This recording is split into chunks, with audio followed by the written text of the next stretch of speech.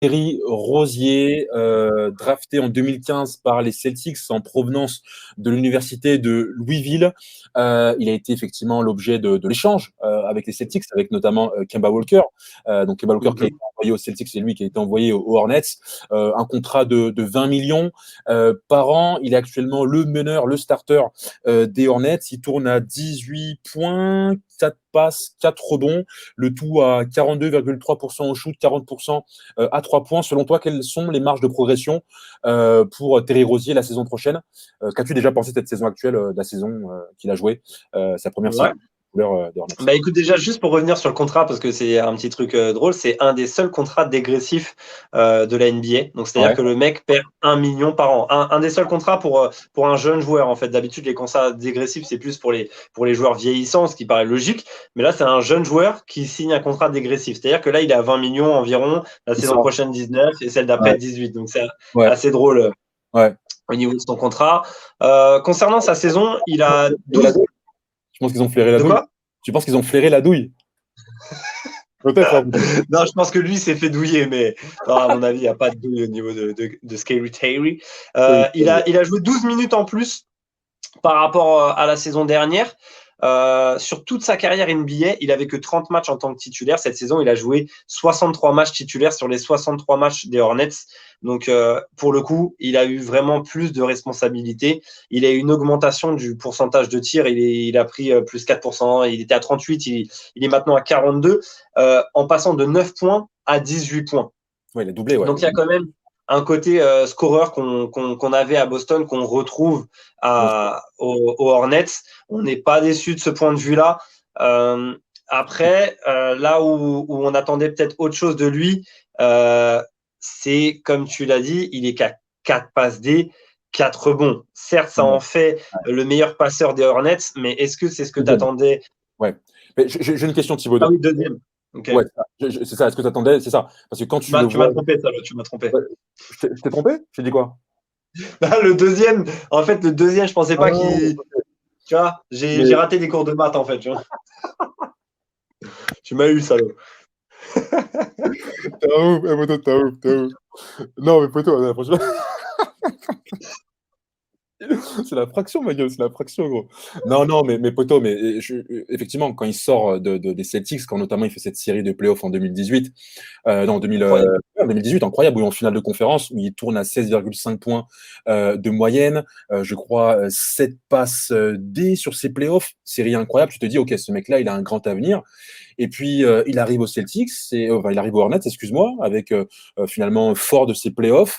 Après, effectivement, il y a eu cette année de transition avec le retour de Curry qui était très compliqué, mais en tout cas, tout le monde s'était focalisé sur le Scary Terry qui avait battu à lui tout seul, entre guillemets, les Bucks et qui avait rivalisé avec les Cavs de LeBron.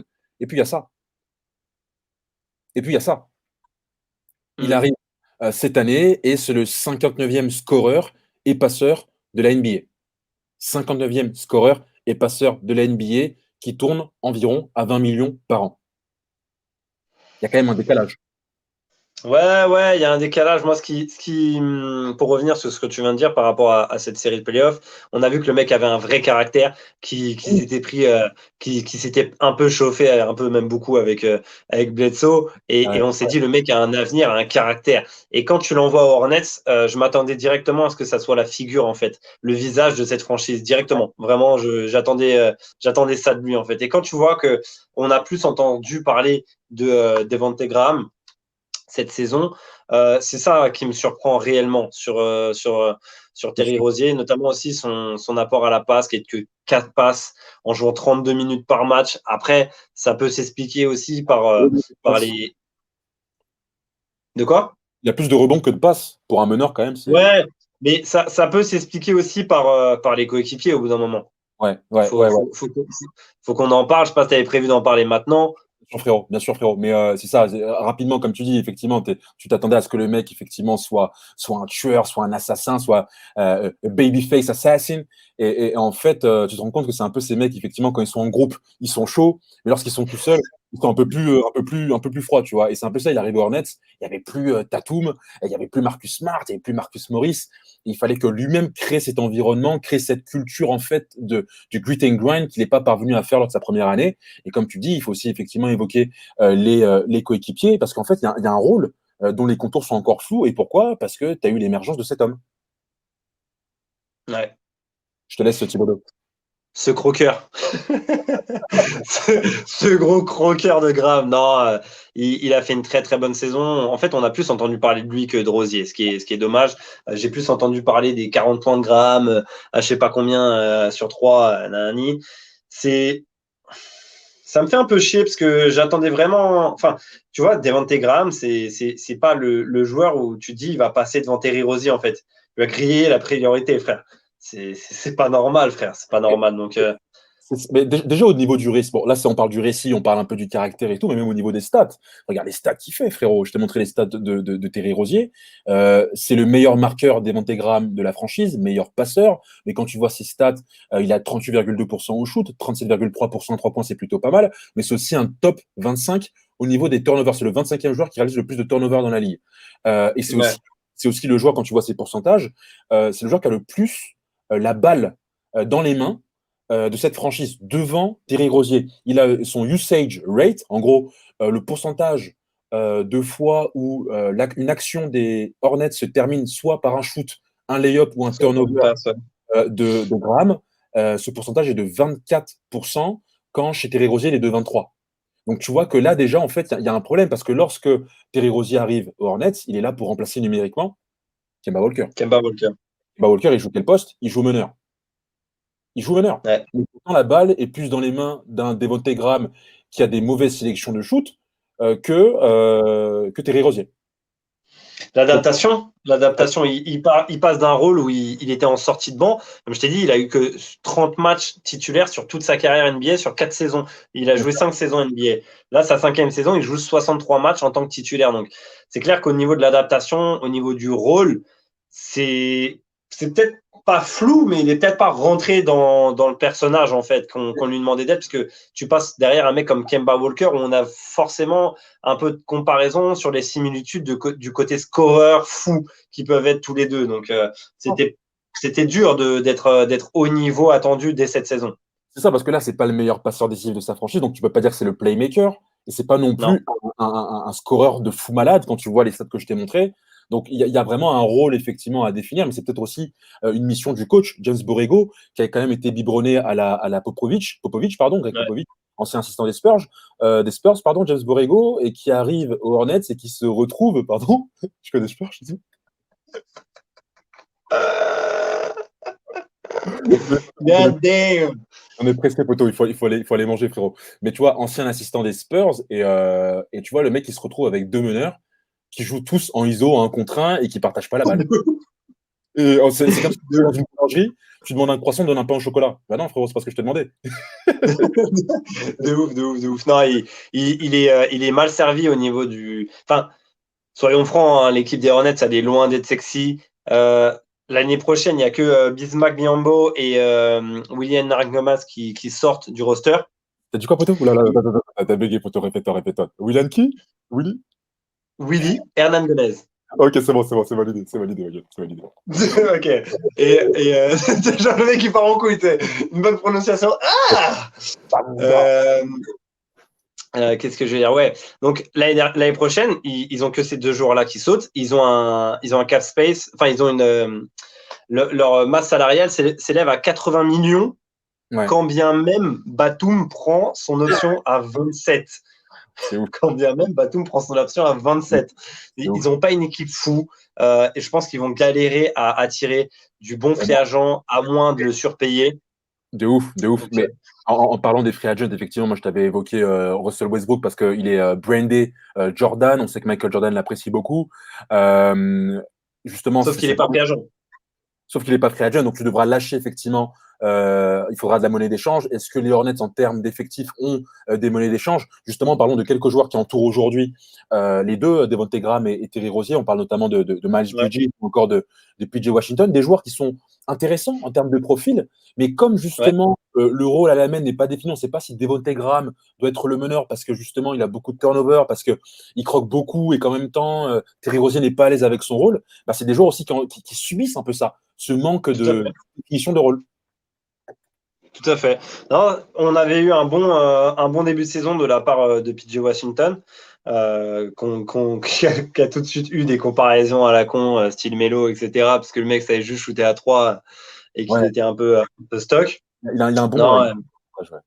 il a un bon shoot. Ils ont des joueurs intéressants, mais comme tu le dis, en fait, ça part de la main. Si les postes extérieurs sont pas déjà cadrés, quand tu sais que la NBA, c'est vraiment un poste clé au jour d'aujourd'hui, les extérieurs, ça va être galère pour alimenter les intérieurs. Et tu vois bien que les deux meneurs sont pas des playmakers, donc c'est Ouais. dérangeant. Et c'est pas des joueurs qui vont se créer vraiment leur shoot tout seuls, donc ils ont besoin de jouer dans une structure qui est vraiment bien établie, bien coachée, et c'est pas le cas à l'heure actuelle. Donc ils empathisent de cette situation. C'est dommage à voir si Monsieur Borrego va réussir ça ou s'il va sauter tout simplement, parce qu'au bout d'un moment c'est aussi À un la moment question donné, qui quand qui va se poser. quand le costume est trop serré ou trop grand, tu l'enlèves parce qu'il ne te va pas en fait. Parce qu'il n'est pas fait pour toi. Parce que c'est pas ce que tu as Ouais. demandé. Donc voilà, c'est sûr. Rapidement, frérot, sur aussi l'historique de flop à la draft de cette franchise, parce qu'il faut aussi parler justement de la direction. Est-ce que finalement le mal n'est pas plus profond que ça? Est-ce que ce n'est pas seulement. On peut bien parler de Terry Rozier, de ce manque d'adaptation, du fait que Devontae Graham croque énormément, mais est-ce que ce mal ne remonte pas non plus au niveau de la direction et notamment de ces différents tours de draft, de ces premiers tours qui ont été des flops. Poto, j'en ai là rapidement. Euh, Il y a Kid Gilchrist qui avait été sélectionné en deuxième position. Tu as eu Cody Zeller. Tu as eu Noah Vonleh, premier tour aussi, qui a été un top 10. Tu as eu Malik Monk. Récemment, tu as eu Frank Kaminsky, pareil. Et tu as eu tout récemment aussi Shai Gilgeous-Alexander. Donc parmi tous les cracks, parmi tous les mecs qu'ils ont sélectionnés, le seul qu'ils ont laissé partir, c'est Shai Gilgeous-Alexander en échange de Miles Bridges. En gros, c'est ça, cette C'est direction. C'est vraiment un mauvais flair. Ils sont maudits. Ouais, et en plus de ça, ils n'arrivent pas à faire progresser tous les joueurs que tu viens de me citer. Gilchrist, qui était connu déjà pour être un bon défenseur, n'a jamais progressé offensivement. Il a attendu je sais pas combien de saisons avant de vouloir changer son geste de shoot. Tu sens qu'il y a un vrai mal au niveau des jeunes et au niveau surtout du développement des jeunes, ce qui est encore plus dérangeant pour moi, parce que tu peux avoir des jeunes qui pètent pas dès les premières années, ça arrive à tout le monde. Mais par contre, au niveau du développement, on a toujours été déçus sur tous les joueurs que tu viens de citer. Donc, Ouais, c'est chaud, gros, parce que à l'heure actuelle, comme on l'a dit, c'est une franchise qui n'attirera pas de gros free agents à moins de les surpayer. ouais. C'est pas forcément ce que tu as envie de faire. Et au niveau des trades, ils n'ont pas vraiment de moyens actuellement. Donc, ça doit passer par la draft. Et tu sais qu'ils ne sont pas chauds dans cet exercice. Ça complique les choses. Avec Gilchrist en deuxième position, Cody Zeller en quatrième position au premier tour, Napier 24, Vonleh 9, Noé Vonleh, mec, 9, Kaminski en neuvième position, Malik Monk en onzième position, et donc Shai Gilgeous-Alexander, le seul qu'ils auraient dû peut-être garder, même s'il joue au même poste que Kemba Walker, mais quand tu vois qu'aujourd'hui ce sera le franchise players d'OKC, tu dis franchement que les mecs, il faudrait peut-être qu'ils revoient un peu justement qui ils mettent à la tête de leur direction, et notamment donc Mitch Kupchak. Alors lui, il arrive en 2018, hein. Il remplace le précédent GM qui lui donc est arrivé en 2011, avait fait la période 2011-2018. Kupchak, son premier tour de draft, c'est SGA, donc il laisse partir SGA en échange de Miles Bridges. On sait que Kupchak avait été viré des Lakers, que c'est un proche de Michael Jordan parce qu'ils sont connus aux Bulls et aux Lakers. Mais est-ce que finalement la direction ne doit pas être changée? Parce que moi, quand je vois Mick Kupchak, j'ai l'impression d'entendre la NBA des années 90. Début des années 2000 et qu'aujourd'hui on est à l'ère justement des analytics, on est à l'ère des Daryl Morey même s'il a démissionné et que voilà, faut peut-être passer à une autre époque avec un nouveau regard sur le basket. Ouais, après, pour revenir sur Shai Gilgeous-Alexander, parce que c'est vrai que ça a été son premier gros choix marquant, on voyait tout de suite venir en fait l'embouteillage au poste de meneur, et c'est pas quelque chose dont tu as envie. Et le profil de Miles Bridges était intéressant pour venir justement combler cette équipe des Hornets, quand tu sais que tu allais avoir Devontae Graham et Terry Rozier à la main. Au final, tout s'est mal goupillé, et comme on l'a dit, ça vient vraiment d'un problème d'organisation. Et c'est vrai que la direction n'y est pas étrangère à voir, parce que c'est récent quand même sa nomination, à voir si ça perdure dans le temps, les mauvais choix. Mais c'est vrai qu'ils n'ont pas été gâtés par les années précédentes. Il n'y a pas de problème générationnel. Quand tu vois, par exemple, le flop de Phil Jackson aux Knicks qui voulait réinstaurer le triangle, quand tu vois, voilà, Mitch Kupchak, pareil, la même génération, est-ce que tu penses qu'il ne faut pas redonner du sang frais? Est-ce que Michael Jordan n'aurait pas intérêt à aller chercher un gros GM avec un gros carnet d'adresses, avec un gros nom, des Daryl Morey, des Masai Ujiri, des mecs qui pèsent dans le game? Ou, pourquoi il ne le ferait pas? Est-ce que c'est parce que voilà, c'est Michael Jordan et que voilà, c'est le patron, il n'a pas envie d'avoir un mec qui lui fasse de l'ombre ou pourquoi? Honnêtement, j'ai pas la réponse. Après, je pense qu'il aura l'intelligence de, s'il le sent, de prendre un gros nom, quitte à lui faire de l'ombre, parce que ça reste Michael Jordan en fait en tant que joueur, il a tout prouvé. En tant que dirigeant, tu peux te mettre plus en retrait. Tu vois, ça reste Michael Jordan. Quand tu le vois sur le côté du terrain, ça fait toujours quelque chose, mais au bout d'un moment, t'es pas dans un poste où tu dois avoir la lumière sur toi. Tu vois, tu soulèves le trophée à la fin de l'année. Si ton équipe gagne, basta. Tu vois, t'as ligne l'échec, gros. Sinon, on n'entend pas parler de toi quasiment. Tu vois, c'est un rôle ingrat au final, mine de rien, propriétaire. T'as très peu de lumière pour tout ce qu'il y a à mettre en œuvre. Après, les Hornets n'ont jamais rien gagné. Il a fait, je crois, depuis qu'il arrive en 2006, il a fait que 2 séries de playoffs. Donc, si demain les Hornets gagnent, c'est très bien que Jordan, il sera cité parce il a gagné en tant que joueur. Il fait gagner une franchise qui n'a jamais rien remporté. C'est pas comme s'il était propriétaire des Celtics ou des Lakers, tu vois. Ouais, c'est pas faux dans ce sens-là, mais on en est loin. On en est loin. On en est très, très loin, frérot. Il a fait rentrer de nouveaux actionnaires dans le capital. Il a vendu des parts parce que justement les résultats ne sont pas là et que voilà, il y a besoin d'un franchise player pour faire venir des gens sur le parquet et puis les résultats tout simplement ne sont pas là en saison régulière. Est-ce que tu vois un pronostic rapidement? Un mot, tu les vois en playoff ou pas l'année prochaine? Non. D'accord, ok. Frérot, on a. Et Terry Rozier, tu le vois faire quoi, toi, la saison prochaine? Merci frérot. Bah, tu vois, quand tu vois que Devonte Graham a le seum de ne pas avoir été nommé MIP, je pense que l'année prochaine, il va vouloir encore croquer encore un peu plus pour enfin, pour enfin l'avoir, en fait. Et si tu as un Devonte Graham qui croque encore un peu plus, ça va pas dans le sens d'un Terry Rozier et d'une meilleure définition de son rôle en tant que meneur dans cette équipe. Ce qui doit être, en fait. Donc pour toi, il sera stagnation ou régression? En plus de ça, on n'a pas évoqué les drafts, la draft, mais ils ont quand même le troisième choix cette année. Tu vois? Ouais. Ils ont le troisième choix cette année. Est-ce que, comme ils ont du mal à définir un rôle pour ces deux joueurs-là, est-ce qu'ils vont aller chercher un meneur? Est-ce qu'ils vont aller chercher un pivot? Tu vois, tous ces éléments-là vont déterminer la saison de Terry Rozier. Tu vois? Parce que s'ils vont chercher s'ils vont chercher un vrai playmaker, un Terry Rozier en arrière, pourquoi pas? Ça lui délaisse, ça le soulage un peu, et il peut vraiment se focaliser sur le scoring. On sait qu'il Il peut est le un faire. peu undersized pour jouer arrière sur une NBA actuelle. Exactement. Il y a aussi la question de ils sont undersized, les deux. Et c'est aussi en ça que l'avenir va être très compliqué. T'as pas Kyle Lowry et Fred VanVleet. C'est l'une des pires équipes à 3 points de la ligue. Et c'est la pire équipe. C'est l'équipe qui met le moins de points par match de la ligue. C'est fou, hein? Et Ouais. son joueur est l'un des joueurs les plus croqueurs de cette ligue aussi. Donc tu mets le moins de points par match et ton meneur, entre guillemets, c'est celui qui croque le plus. C'est une équation sans solution complète. Bah, le niveau est faible à Charlotte actuellement, ça c'est indéniable de toute façon. Très bien. Poto, je te